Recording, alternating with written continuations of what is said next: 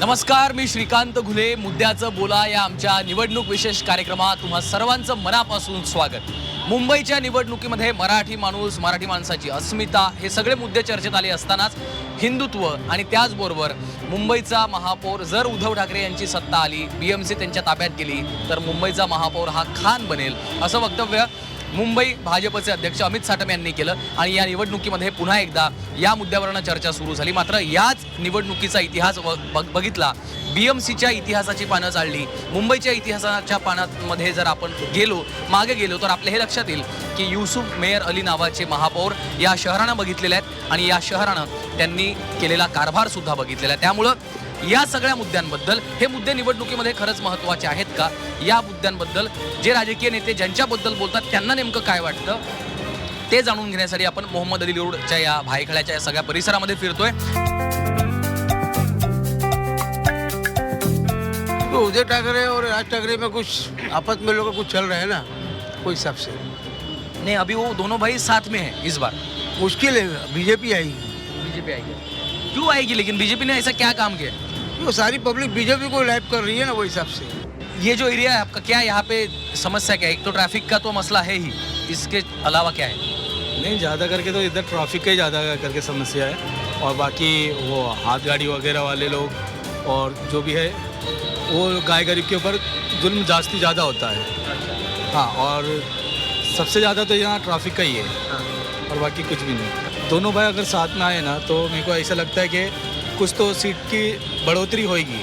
अच्छा, अगर दोनों साथ में दोनों गठबंधन करके लड़ रहे हैं तो कुछ तो सीट में बढ़ोतरी होगी और कुछ इन लोग ज़्यादा वोट से जीत हासिल करेंगे ऐसा लगता है मुझे. महत्त्वाची गोष्ट त्यांनी सांगितली की निवडणुकीच्या काळामध्ये राजकीय नेते अशी विधानं करत असतात, ते आमच्यासाठी महत्त्वाचे नाही आहे. आम्ही तयार आहोत विकासाच्या मुद्द्यावर बोलायला. इस बार उद्धव ठाकरे के साथ राज ठाकरे भी है, तो भी आप उनको सपोर्ट करोगे? जी जी, एकदम उन्हीं को सपोर्ट करेंगे. अपन उद्धव ठाकरे को ही सपोर्ट पहले भी किए थे, अभी भी उन्हीं को करेंगे. आम पब्लिक जैसे है तो ये तो सब भड़काऊ, कोई इसके बारे में बोलता है, कोई उसके बारे में बोलता है, वो राजनीति खड़ी करने के लिए कोई किसी के भी बारे में बोलता है. अपन वो सब चीज़ के चक्कर में पड़ते ही नहीं.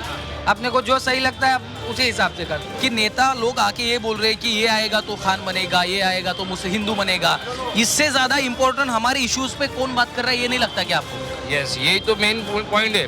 अभी देखो, मंथ पहला अलग बात चल रही थी. अभी आए इलेक्शन की डेट नज़दीक, बराबर राइट. इलेक्शन की डेट नज़दीक आई, नज़दीक की वजह से अभी क्या करना है, माइंड डाइवर्ट करना है. वो यही चीज़ हो रही है कि पहला खान को लाओ, पहला खान बदनाम हो रहा था, अब खान आ रहा है. तो वो माइंडेड गेम उन लोग का. ये सेकुलरिज्म, हिंदुत्व जो बातें चल रही सेकुलर क्या? अभी देखिए, आपको मैं श्रीकांत है, मैं सलमान है, मैं मुसलमान हूँ, आप एक हिंदू से. आपने इंटरव्यू दे दिया भाईचारे के हिसाब से, तो हम भाईचारे की चाहिए. हम ये जात धर्म नहीं चाहिए. तो मैं ये कहने वाला था, किती महत्त्वाची गोष्ट आहे बघा. म्हणजे वारंवार नेते तुमच्यामध्ये दुफळी निर्माण करण्याचा प्रयत्न करतायत, मात्र जोपर्यंत असा तरुण निर्माण होतोय तोपर्यंत समाजाला बाधा पोहोचणार नाही, हे देखील तितकंच महत्त्वाचं आहे. सर ये देखिए, एक बोल रहे पॉलिटिकल मोड है सर, ये पॉलिटिकल मोड है. अभी क्या ये कटे के पटे का नारा लगा था, तो हमको उससे मतलब नहीं, खान हो या शिंदे हो या पाटिल हो या शेख हो, हमको मतलब जो हमको काम करके देगा, जब मैं समस्या दूर करेगा हम उसको वोट करेगा सर.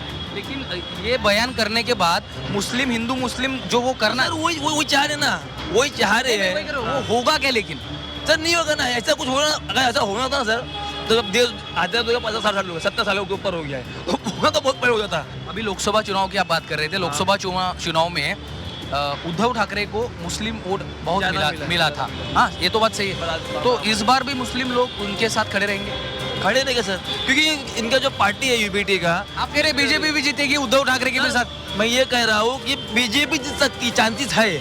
चांसेस बीजेपी का ज़्यादा लगा है. 99% बीजेपी है. अगर आप मुझे नहीं मानोगे, अगर प्रॉपर जैसा हम चाह रहे हैं इलेक्शन होगा, वो अभी जैसे राहुल गांधी ने वोट चोरी का इतना बड़ा एलिगेशन लगाया था, ठीक है. तो अगर वो उस हिसाब से मैं देखूँगा तो बीजेपी आएगी. उस हिसाब से अगर सेक्युलर के हिसाब से देखूँगा तो UBT आएगी.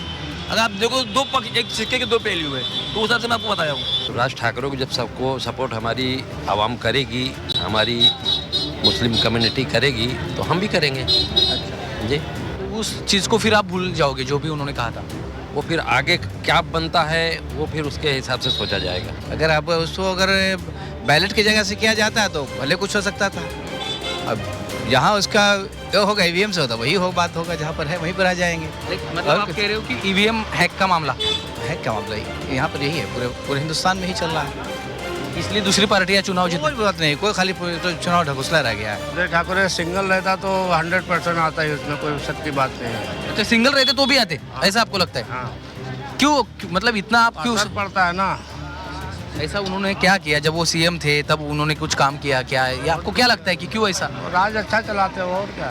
अच्छा, अच्छा राज चला। हाँ, अच्छा राज। जब वो सीएम थे तब उन्होंने अच्छा किया। हाँ, अच्छा राज चलाते ना भाई। अच्छा, दूसरी चीज उनके सामने इस बार बीजेपी है, शिवसेना है, जिसके ऊपर वो केंद्र में भी सत्ता में है, हाँ, बराबर। राज्य में भी है, बराबर। पावर है, पैसा है, बराबर। सारी यंत्रणा है उनके पास है, तब भी लगता है आपको उद्धव ठाकरे फाइट कर सकेंगे? हाँ, उदय ठाकरे आएगा 100%। हाँ, और जो मुद्दे वो उठा रहे हैं उद्धव ठाकरे, हाँ। वो आपको कितना मजबूत लगते हैं वो मुद्दे, जो कि मराठी माणूस का मुद्दा है, उन्होंने उठाया है इस बार? तो कोई फरक नहीं पड़ता साहेब ना। हाँ, कोई फरक नहीं पड़ता। दादा, या इलेक्शनमध्ये राज ठाकरे आणि उद्धव ठाकरे एकत्र आलेले आहेत. बीएमसीचे इलेक्शन होत आहे, 15 तारखेला वोटिंग आहे, 16ला निकाल येतोय.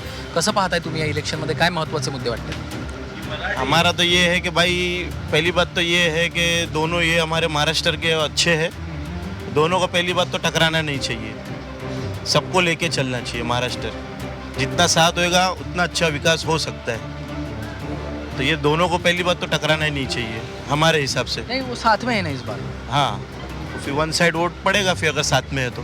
पड़ेगा। हाँ आप करोगे उद्धव ठाकरे को? हाँ, क्यों करोगे, क्या उन्होंने अच्छे काम किया है? अच्छे काम मतलब कि हमको मालूम है कि ये महाराष्ट्र के लिए बेस्ट है, अच्छा, हमको यही मालूम है बस। क्या अच्छा काम किया क्या बुरा किया उसके बारे में कुछ नहीं है, इतना मालूम है कि अच्छा करेंगे तो यही लोग अच्छा करेंगे। तर अशा पद्धतीच्या संमिश्र प्रतिक्रिया या भागातनं पाहायला मिळतात. एक महत्त्वाचं सांगितलं पाहिजे की ज्या पद्धतीचं राजकारण गेल्या काही दिवसापासून सुरू झालेलं आहे, बीएमसी निवडणुकीची घोषणा होण्यापूर्वीच ज्या पद्धतीचं राजकारण रंगू लागलेलं होतं, मराठी विरुद्ध अमराठी, हिंदू विरुद्ध मुस्लिम असं करण्याचा जो प्रयत्न झालेला होता, त्याला पूर्णपणे हाणून पाडण्याचे प्रयत्न या ठिकाणी आपल्याला होताना दिसतात.